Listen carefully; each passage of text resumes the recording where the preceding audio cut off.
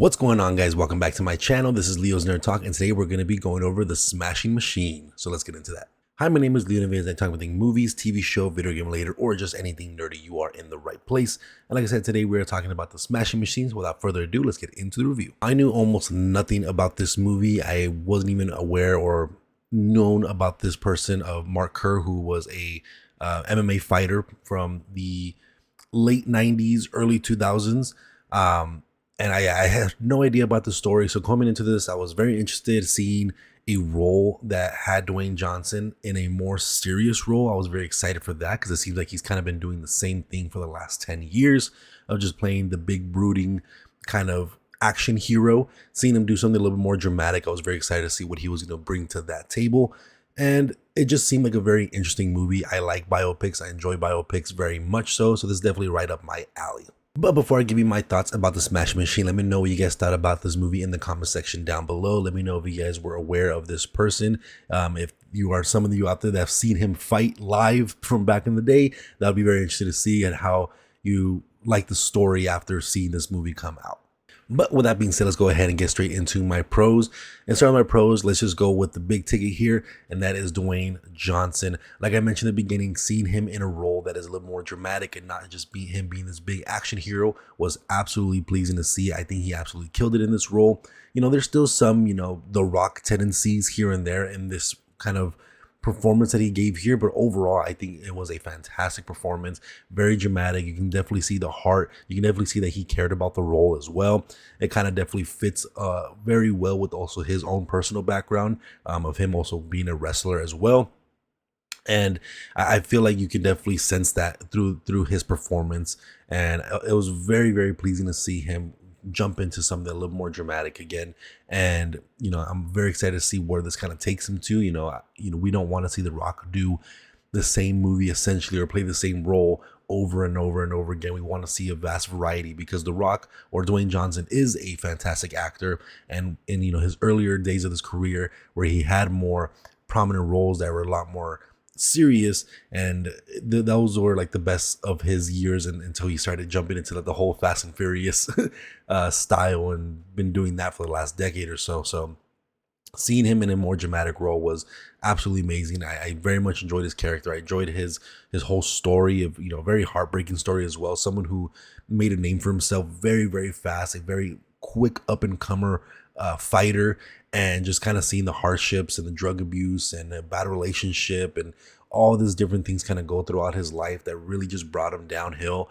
So it's a very compelling and unfortunate story in that sense. He went through a lot of hardship through his life. So it's a character that, you want to root for him to get better, because he just seems like a genuinely a good person that's made some bad decisions along the way.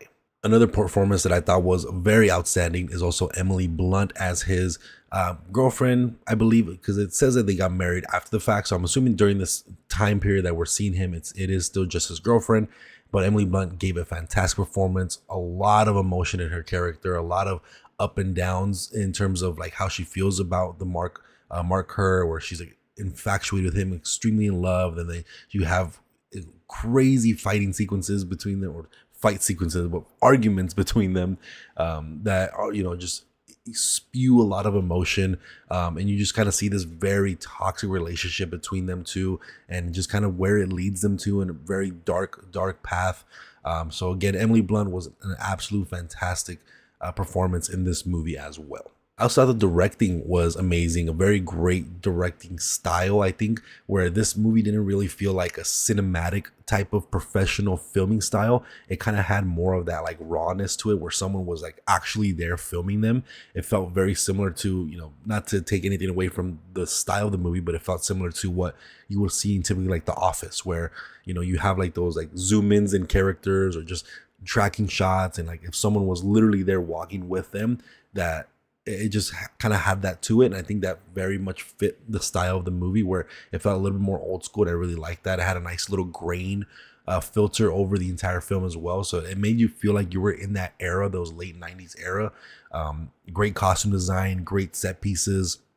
I felt like everything you felt like you were living in that time period. So I think they did a fantastic job with the directing, the style of it, and then also just the production value. I thought was very very good. He also has some great music in here, some music that very very much help you kind of seep into the emotions that were happening on screen at that moment. So a very great score as well. Something that you can definitely listen to and just kind of bring yourself back into those sequences, and you can definitely feel all that throughout the entire movie. So great score, great soundtrack. It definitely kind of helps elevate what's going on screen as well.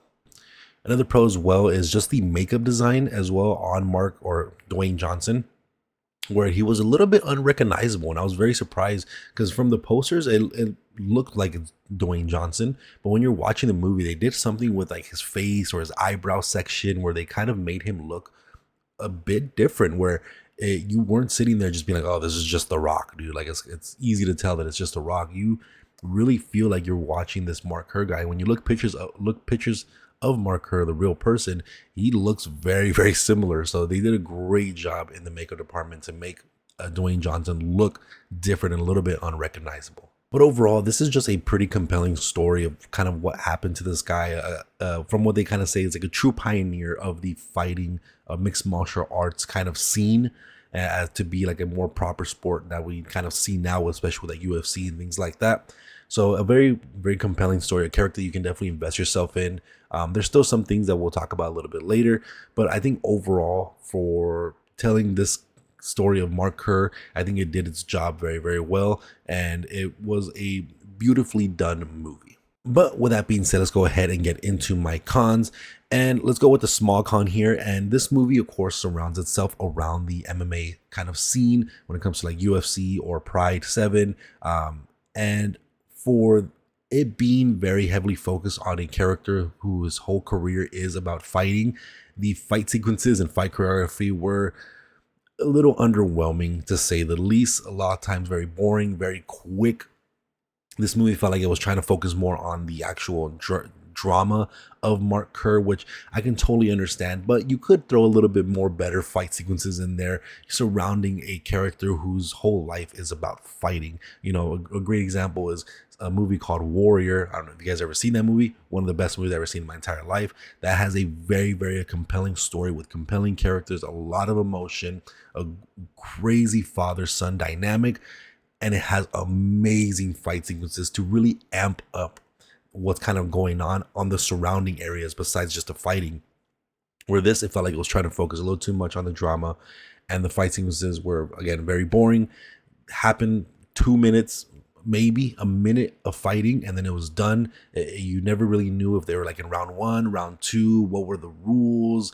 It just felt a little off-putting in this tournament that they were kind of in, where you didn't really know what exactly was going on. The bracket seemed kind of weird, the way it was all kind of sequenced out. The fighting sequences was just something that really was not, in my opinion, done as good as it could have been. And so it made for a movie that's about fighting not really be about fighting, and those moments were just not interesting at all. And overall, while I do think this movie is very compelling, it's a movie that I think a lot of people should see because it's beautifully done, beautifully directed, great performances.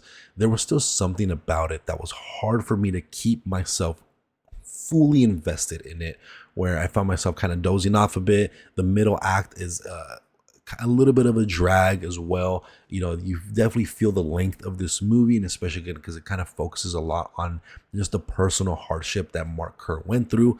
So you feel that drag, and you feel that this movie felt like it was almost a 3-hour long movie, but it's about a 2-hour long movie or so. So there was stuff in there. I'm not sure what they could have done to make this feel like it was a little more quicker pace, or could have kept more interest a little bit harder, but it was something that I did find myself feeling like I was dozing off in certain moments of the movie. And by the end of it, the ultimate conclusion didn't necessarily feel that satisfying. You get a little snippet of where Mark is today, and that was actually a very nice little thing to see. But ultimately, it was again, because of the fighting sequences and the way they did that, you didn't feel the satisfying conclusion of what that ending was. And so I wish they just did a little bit more with that. Overall, still a decent movie. I enjoyed it for what it was, but overall, I think it just wasn't executed to what it could have been. And I feel like this movie could have been great, but it was just decent. But that is going to be it for this one, guys. Let me know what you guys thought about the Smashing Machine in the comment section down below. Make sure to hit that like and subscribe button. And then again, if you guys like talking movie, TV show, video game later, you are in the right place. And I'll see you guys on the next video. Thank you.